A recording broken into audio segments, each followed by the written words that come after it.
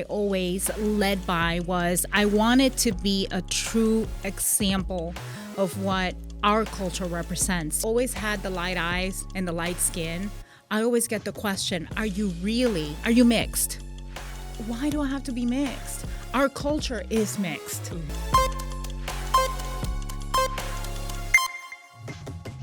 Welcome everybody back to my amazing show. I got an accent, so what, right? I know that you guys have seen the first episode.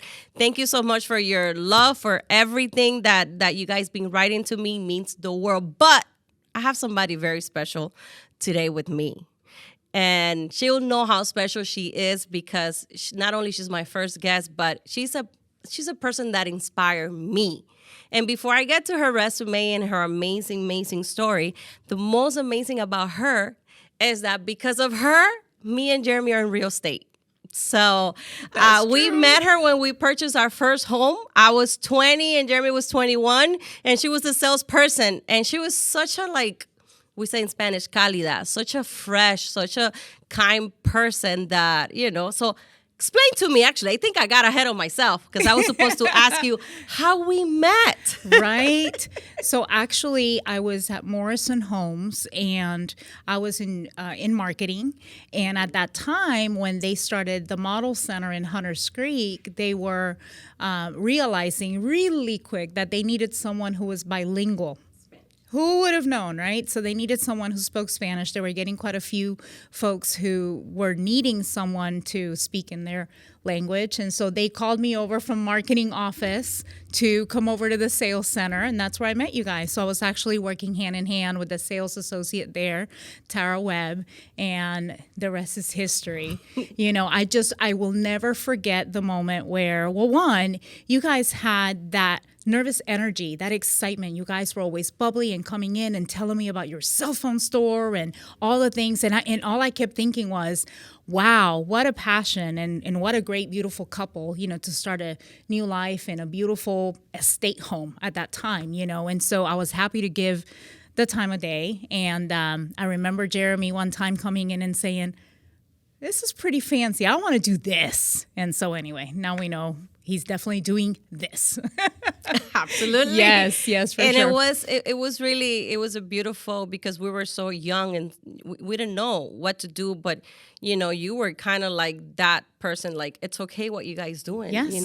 Trust me. And I think we were so openly, like, just went for it. But before that, I've been looking at this woman's resume and I was like, I need to write down so much, because talking about not only an entrepreneur, a woman, but also Latina, you have all the check mark that this show needs, and that's the first person that came to my mind. It's like, I need to be Brenda, because you not only inspire me, but I know people will connect, because a lot of people know you. She's very well known here in Central Florida. Oh, thank you. But I want to get deep down into those things that move you. And the first thing I want to share is this. She is a dynamic marketer, strategy, customer experience.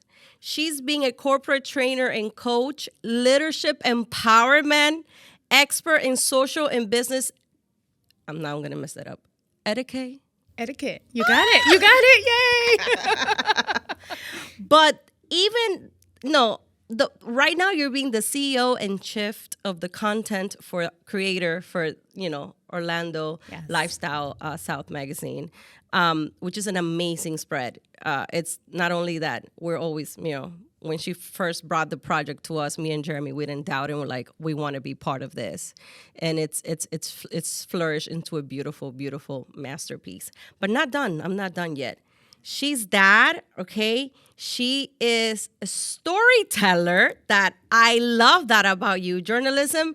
And the best part, she is a veteran.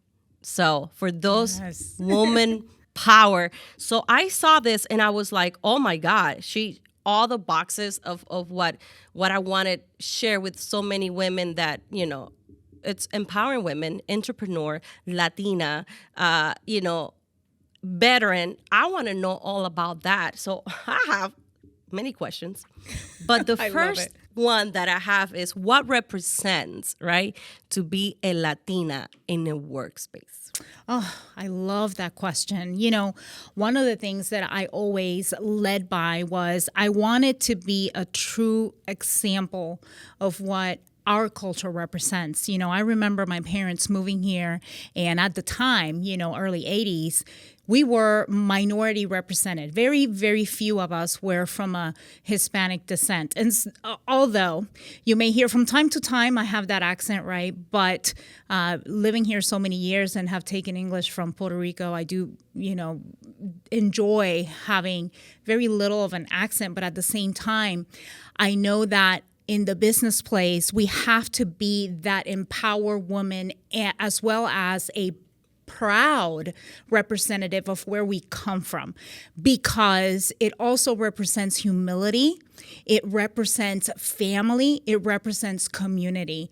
And so if you always remember those things, you always remember you came from somewhere and so everybody else. And so that kind of brings it full circle, because for me, that's exactly what it meant when I met people like you.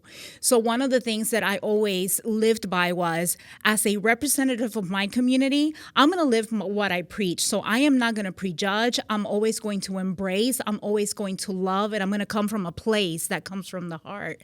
And so when I met people, I didn't care if I was, if we were selling a $750,000 house and you look like you were all of wet 19, to me was like, if you have a passion, let's figure out a way. There is no prejudgment. There is embracing. There is community. So for me, that's what I wanted to be in my community, a true image of what my parents decided to bring here. My dad, one of the most beautiful stories I love to share is the fact that my dad was a giver.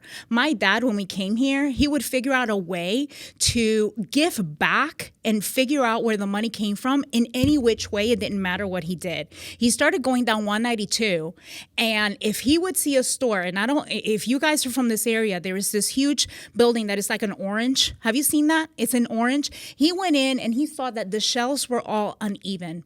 He went home, he packed up his tools, he grabbed some wood, and he went back and he started fixing the shelves. The owner was like, "What are you doing?" And he's like, "Oh, it just needed to be done. You don't have to worry about it. I'm just doing it. I thought it would be something nice." And literally the guy said, "Well, you know what?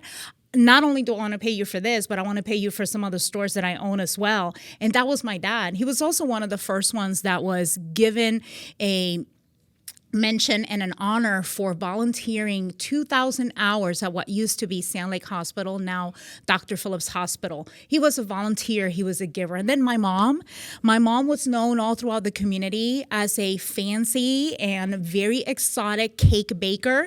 And she was the one that would make cakes and bake for the Toros family, from La Prensa, and from many other well-known people in the community. So for us, that's exactly what it was. And my mom started doing that by just going to different events and giving away little pieces of cake so they got to know her, because they didn't know her from Adam, right? So I go in with the same mentality. I say, give a gift. That's what we represent, because it's very much part of our culture. We give. Man, that love, storytelling that you do, and you explain it so well.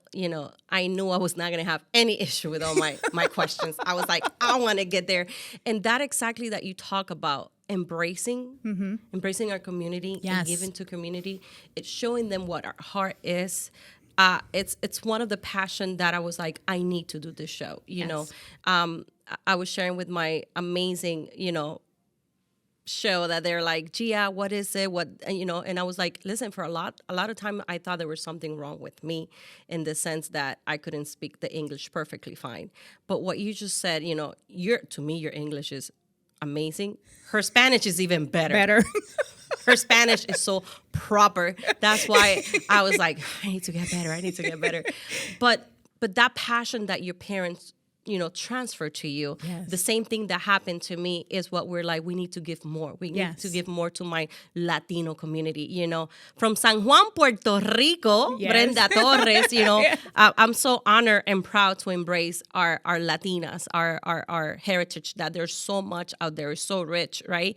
And people needs to know that. So what a beautiful, Cheers to that. Cheers to that. With this To our amazing parents, having amazing JG parents. signature wine. It was toasting sponsored to by our- JG Signature. So cheers Cheers to that. Yeah, right? But, which by the way, that's my favorite wine, white wine. She knows. I was like, "How you know you like Pinot Grigio?" I'm like, "Oh, we went to lunch and you remember." Yeah, I remember But things. you have a really good memory. The other question that I have, especially, saying that your dad's so in need in the community and he didn't think about, money. He just thought about, I need to help. I have the will, the power. Why not? And that's a beautiful thing that I even experienced in Cuba. So when you come here, you see so much differentness that you're like, how can I do, But this question is, how you ever experience any labeling from being Latina, and how do you overcome that, especially in the military side of it? There's so many labels and all that. So for me, not so much a label, but more so assumptions, right? Like, for example, funny you would mention the military. So in the military, immediately they would take away the second last name. And I'm like, no. I have two last names. I have a mom. And they didn't understand that. And I'm like, oh, you people want to carry two last names. I'm like, okay, whatever. Sure, let's make it just Torres. So that was one of the things that I experienced in the military. As far as labeling, I can tell you, when we first came here, somehow there was not an opportunity for me to go in the ESOL program. My English was not perfect by any stretch of the imagination. And, I took it as an opportunity and saw it as okay, good, I'm going to learn English quicker. And you could see the big difference between my brother and I. We are 11 months apart. He was placed in an ESOL program. I was not.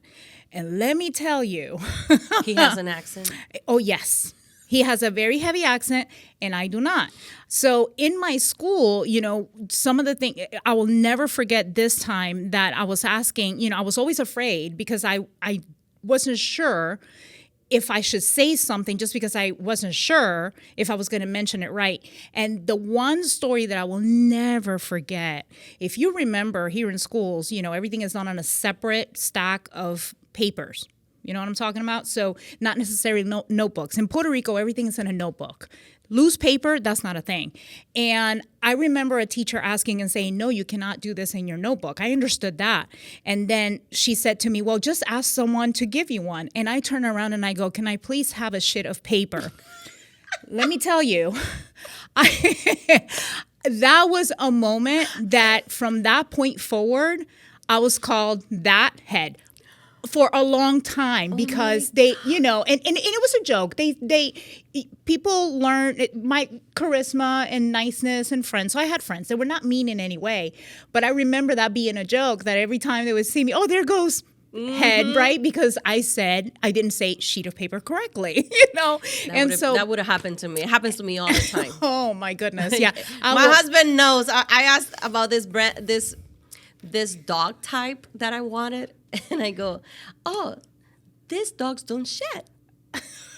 And Jeremy's like, you mean shed? You mean shed? I'm like, yeah, that's what I'm saying. The hair. He's like, Gea, it's not shed. You just said that he's shed. And let's not go there because I'm probably going to mess it up again.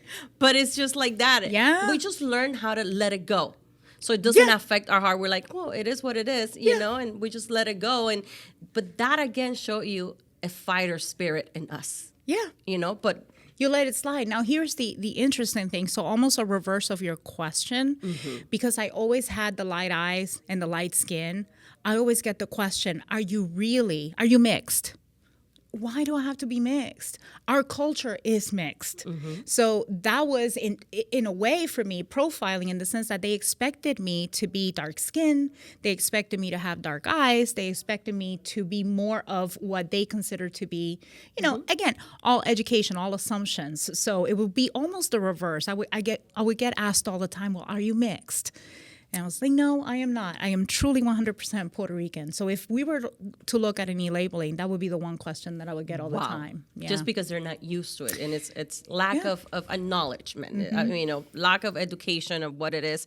Yeah. I had the same thing. Even it happened to me one time in Spain. We were at this show, a flamingo show.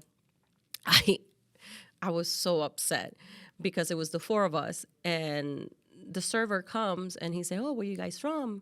And it was Yuri, it was his wife, it was Jeremy and I. So they're from Peru, she's from Puerto Rico, and I said, "I'm from Cuba." The guy looked at me, it's like, "You're Cuban?" And I'm like, "Yes." "Why?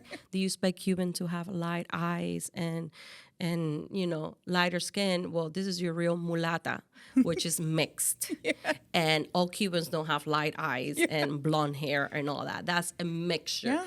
And I was like, I can't believe, and I'm like, because of you guys, coming to my island and mixing it, this beautiful color came out. Yeah. So it's just all the time. Yes. It's just what people are used to it, and it's just up to us with kindness. I think the biggest outcome to those questions or those things is just giving it with kindness. Yes. You know what? Do you understood, or let me give you a little bit history, because a lot of time people are afraid even to ask. Yes. And they take those assumptions. So I love that.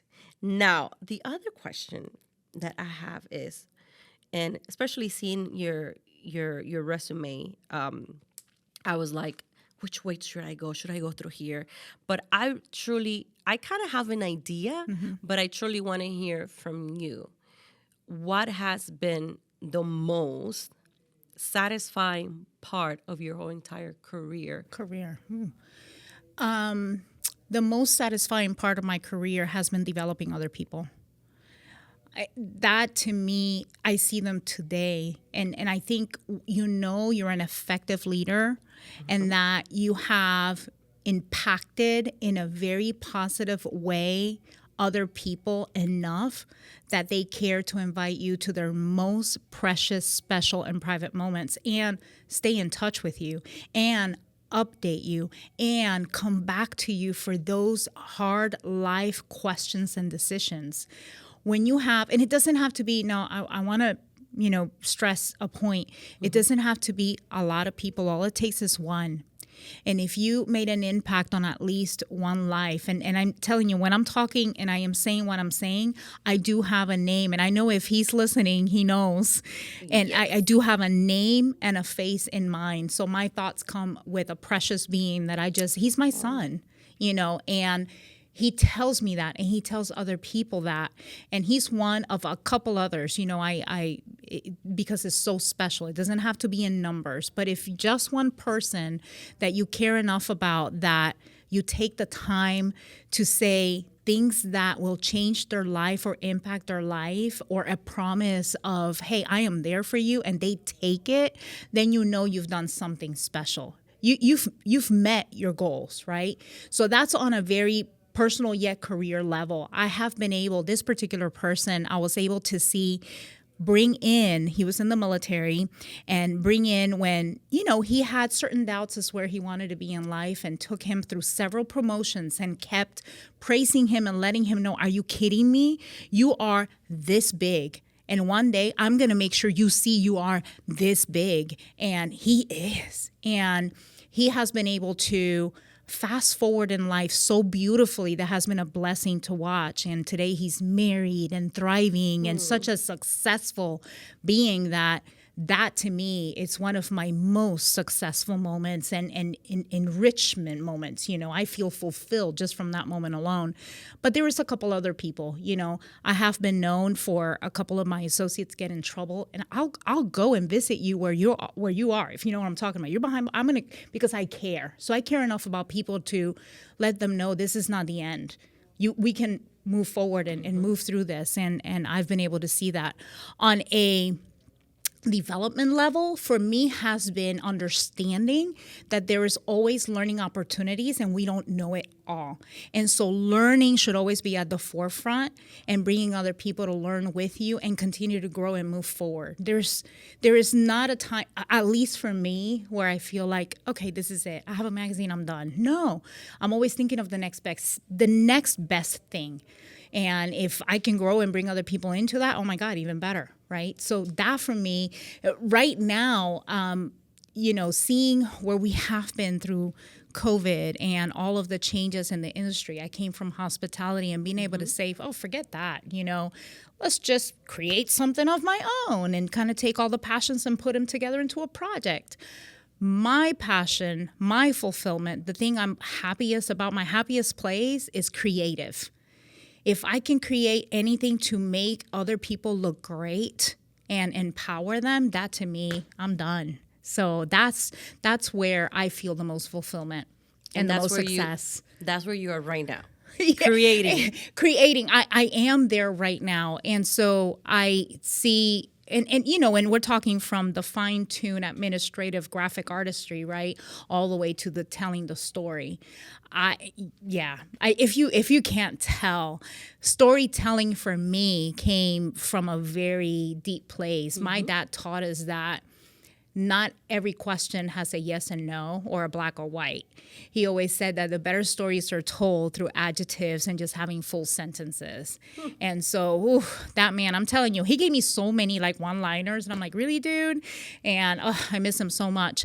And he made it a point to be such a great father, a father figure. Let me tell you, it's a holy place, honestly, when you're good at it. And my father was. And he always made it a point that whenever we had a question, he always would say, well, let me think about that. You must have a good reason for asking, and would always have a great answer behind it. He was never the father that would say, yes, no, because I said so. Oh, gosh, no. There was always some great thought behind it, which made him great whenever we went to parties because, boy, let me tell you, he could tell Alvarez Guedes jokes like there was no tomorrow. He was a great storyteller, and I think that's the place that makes me happiest, yeah. So having said that, which you already, mentioned him a lot. Oh gosh. Who's that mentor for you? Will you say is your dad? And it doesn't hurt my mom's feelings. She knows she's it. She's fabulous.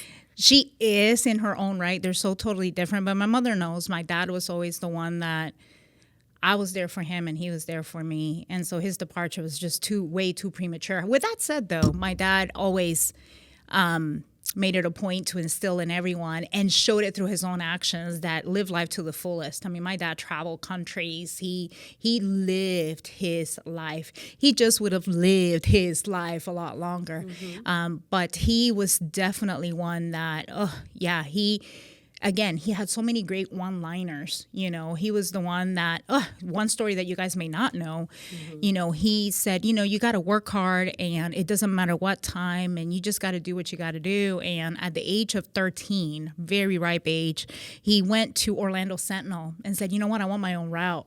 And he said, Brenda, what do you think? I need help. Let's go in the back of the van. And we would wake up at 3:30 in the morning and pick up newspapers. Yep.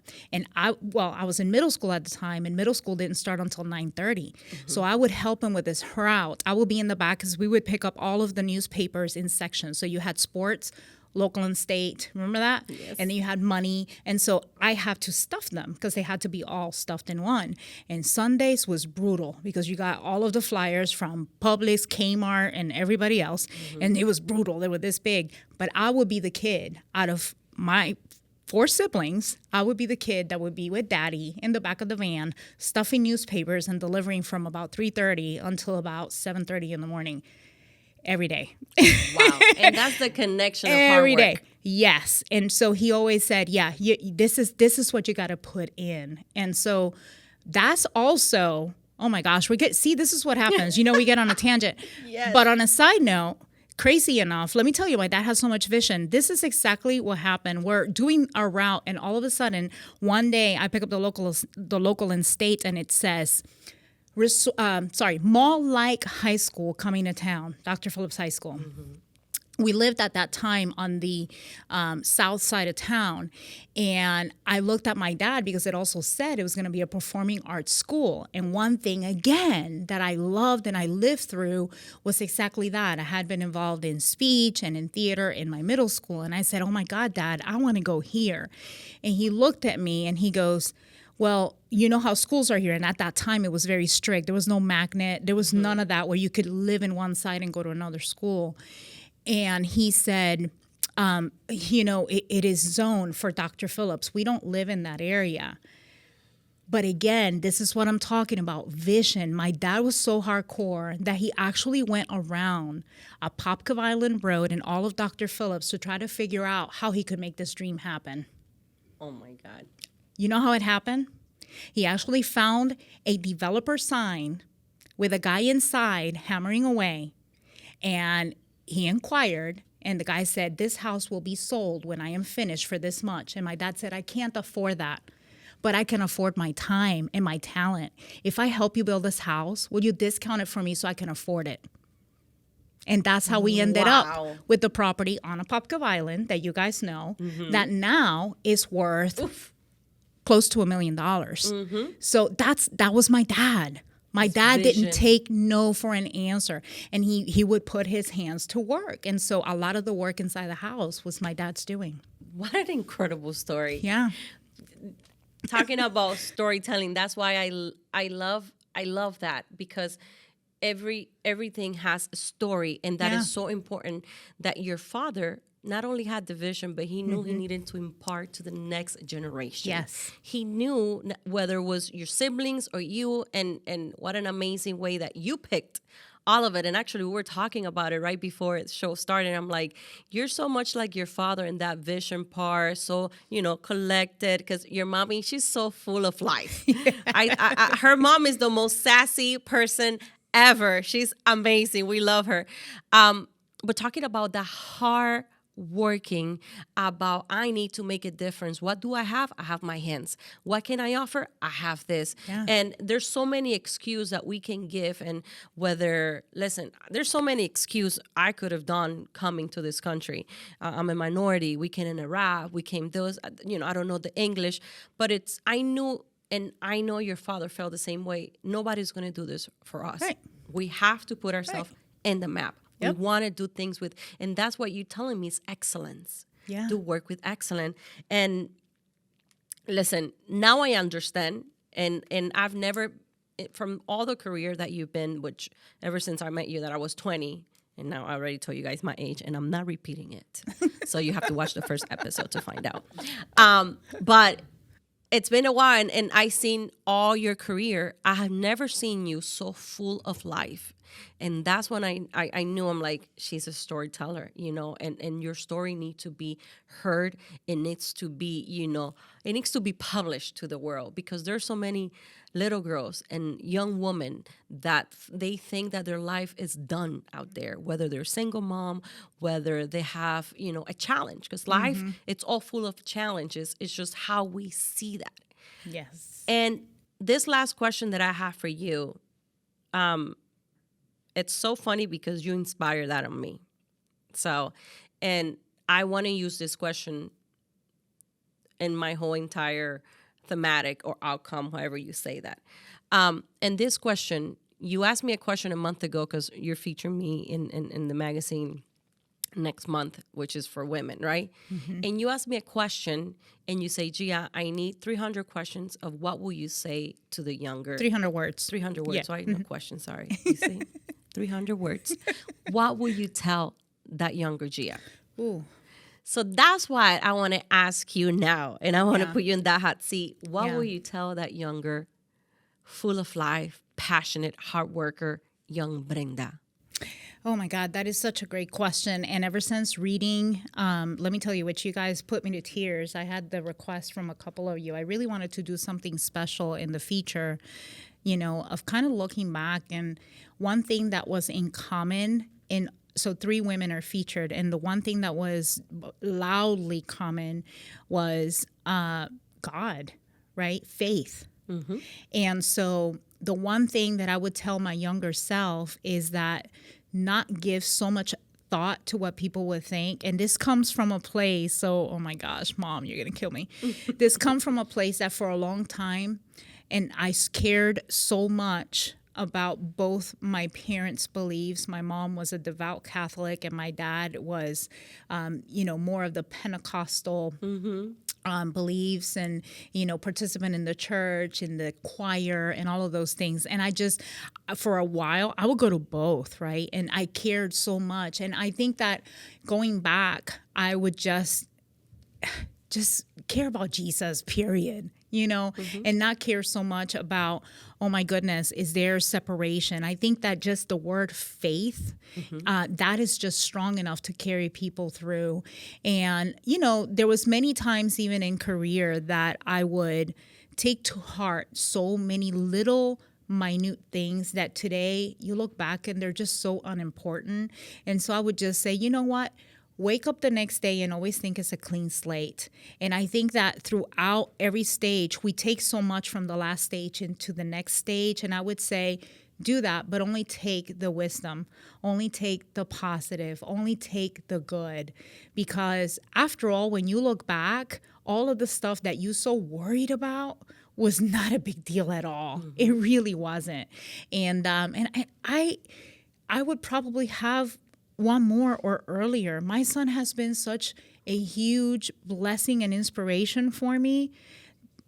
To me, I would have had one more. I would have had one more. So spend more time with him. So if I were to go back probably through my my years in my 20s, there were so many things that I would do again. I really would. I would join the military again. Wow. Yeah, I so would have. There's such a spirit of service behind that, a pride in leadership, and so many things that I learned that I see now in my son. He's active duty now. And so there's things I would repeat, but the one thing that I definitely would tell myself is live by faith and forget a lot of the stuff that just does not matter. It just doesn't matter. Yeah. Not by sight. Yeah. But faith. But faith. And your son is such an amazing, amazing role model. I mean, yeah, thank you. You're so proud of him. But so much. I do not want to add nothing else because I think you have given so much value, point, and inspiration out there. So those that are there that are like, what's more for me? What else is there for me? What will you tell that person out there trying to seek what to do? What should I do next? I would say listen to your inner spirit. I found that in whatever trade, it doesn't matter what trade or industry, but if you're doing what truly makes you the happiest, it could be a hobby.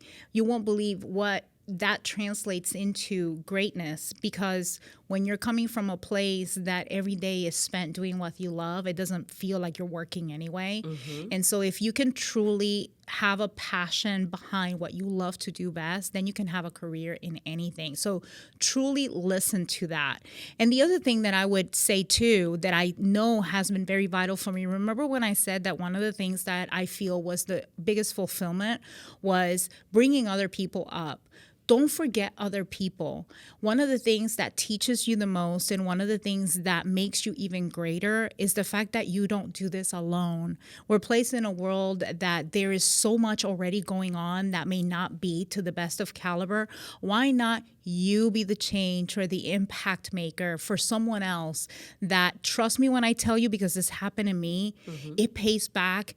And you're not looking for that, but it just does. Getting that text from that special someone that says, hey, I just wanted to ask you about that. That, I'm telling you, sometimes is the littlest thing, decision on, a platform to use on technology. But that to me, it's like, oh my God, they trust me. So it pays back in that fulfillment. So I would say don't do it alone and do what you love the most, because no matter what, if you do what you love the most, I have found through this that, my calling is storytelling and content creation. So being creative, whatever it transforms into, because I'll continue to morph, whether it is inspiring other people and taking over their social media and doing that for them, whether it is, helping them with content or their blog. But for me, that's where my place is. Whether it is speaking and motivating, even giving in my time for free, which is the reason why I was at the assisted living facility. Give back of you. Never forget that. So don't do it alone. Wow. And I don't want to live without showing their beautiful, beautiful spread this month for the South Orlando City Lifestyle. She's the CEO again and the chief creator. And these humble people are in the back. And this is the front. It's like my favorite back cover. I'm getting a lot of comments on that G-Wagon. It's like, but thank you, Brenda, for coming. Absolutely. It means the world. and I wanted to put it in this public platform, what you mean to me and to Jeremy. You. I don't want to offend you sounding like it's a mother because she's young and she has so much more. But it's like that older sister. Yeah. Thank you for believing in us. And I wanted you to know that you just said, bring people along with you, inspire them, or even just add a positive, word of kindness. You never know how far it goes or will flourish. And that happened with me and Jeremy. The reason we're in real estate because of this woman, she made it seem like it was a super fun career, and we were in sales. And let me tell you, not only the sales part of it that we become trainer and coaches, but it's what you said. Bringing these people along is very important. So what I will tell my amazing people, that you're listening to us, bring people along with you. Doesn't have to be many. Just pick one, just pick two, but do something for our community, because then we can better not only the city, the community, the world, Yes. So again, thank you for, I got an accent. So what? Even though she has a perfect one? No, I have my days, but I want to add to what you just said. There is a major difference into what I've done. Humbly enough, I am proud to say, you guys are not just bringing people along. You're creating a legacy. That is such an amazing title. You guys, I am telling you, you're a huge blessing to our community. To me, it's pride whenever I talk about some of our partnerships and I tell them, and this is my strongest, and this is my one that gets me excited every month to see what are we going to do next. So you're creating a legacy because people don't know who you are. And when you hear other people talking about you, then you've made a difference. So you guys are a legacy. Thank you. No, you're welcome. Thank you so much. We do it with love. We do it, again, because nobody ever believed in us before. So we want to be that inspiration to others. Thank you for being that inspiration. You are. To everybody around us. And we don't want to finish, but we have to. I know, right? But thank you so much again. Stay tuned to our next show. So thank you for coming to. My pleasure. Thank you for the invitation. Anytime. Yeah. Anytime. Have a good one, my people. Mwah.